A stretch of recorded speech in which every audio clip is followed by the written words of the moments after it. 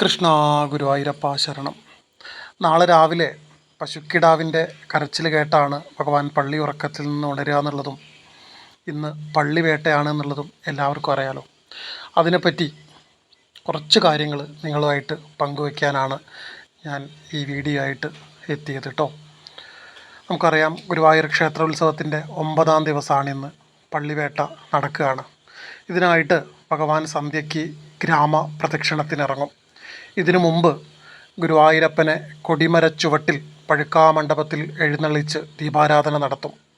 തുടർന്ന് പാണ്ടിമേളം, കൊടി, തഴ, സൂര്യമറ, കുത്തുവിളക്കുകളേന്തിയ പാരമ്പര്യക്കാർ, വാളും പരിചയുമേന്തിയ കൃഷ്ണനാട്ടം കലാകാരന്മാർ എന്നീ അകമ്പടിയോടെ പൊന്നുഗുരുവായൂരപ്പൻ പുറത്തേക്ക് എഴുന്നള്ളും.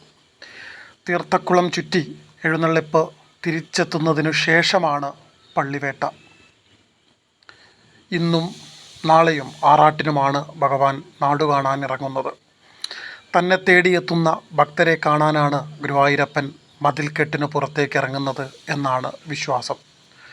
10,000-കണക്കിന് ഭക്തരാണ് ഈ കാഴ്ച കാണാൻ ഗുരുഭവനപുരിയിലെത്തുന്നത്.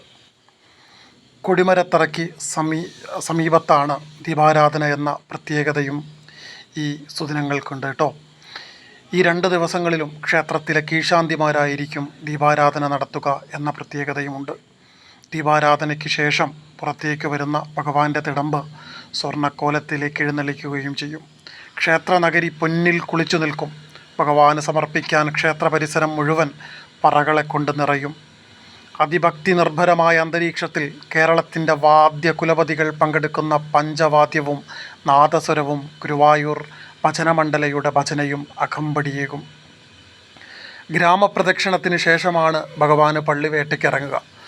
പക്ഷിമൃഗാദികളുടെ വേഷം കെട്ടിയ മൃഗങ്ങളെ വേട്ടയാടാനാണ് ഗുരുവായൂരപ്പൻ പള്ളിവേട്ടയ്ക്ക് പോകുന്നതെന്നാണ് സങ്കല്പം. മേളം അവസാനിപ്പിച്ച് പിടിയാനപ്പുറത്ത് ഒരു വീക്കൻ ചെണ്ടയുടെ അകമ്പടിയോടെ പുറത്തേക്ക് വരും. പുതിയേടത്ത് പിഷാരടി, പന്നി, മാനുഷങ്ങളുണ്ടോ എന്ന് ചോദിക്കുന്നതോടെ പക്ഷിമൃഗാദികളുടെ വേഷം കെട്ടിയവർ ക്ഷേത്രത്തിലേക്ക് ഓടിക്കയറും.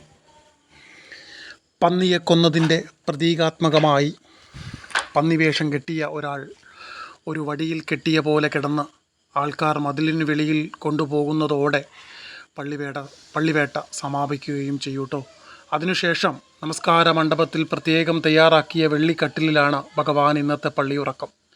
പള്ളിവേട്ടയുടെ ആലസ്യത്തിൽ കിടന്നുറങ്ങുന്ന പൊന്നുഗുരുവായൂരപ്പന് ഉറക്കത്തിൽ വിഘ്നം സംഭവിക്കാതിരിക്കാൻ ക്ഷേത്രമണി അറിയാതെ പോലും അടിക്കാതിരിക്കാൻ അതിൻ്റെ നാക്ക് കെട്ടിയിടും.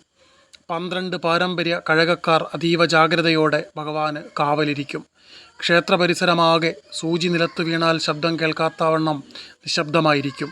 നാളെ രാവിലെ പശുക്കിടാവിൻ്റെ കരച്ചിൽ കേട്ടാണ് പള്ളിയുറക്കത്തിൽ നിന്നും പൊന്നുഗുരുവായൂരപ്പൻ എണീക്കുക എന്ന പ്രത്യേകതയുണ്ട്. നാളെ രാവിലെ 8 മണിക്കായിരിക്കും ഗുരുവായൂരിലെ നട തുറക്കുക എന്ന പ്രത്യേകതയുണ്ട് കേട്ടോ.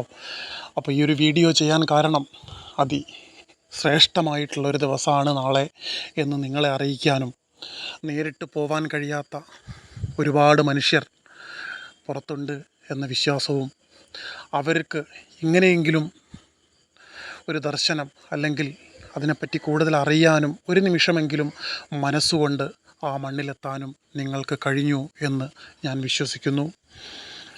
ഇനിയും ഏതെങ്കിലും ഒരു ദിവസം ഉത്സവം കഴിയുന്നതിന് മുമ്പ് നിങ്ങൾക്ക് അവിടെ പൊന്നുഗുരുവായൂരപ്പൻ്റെ ആ മണ്ണിലെത്താൻ കഴിയട്ടെ എന്ന പ്രാർത്ഥനയോടുകൂടി ഞാൻ ഈ വീഡിയോ അവസാനിപ്പിക്കുകയാണ്.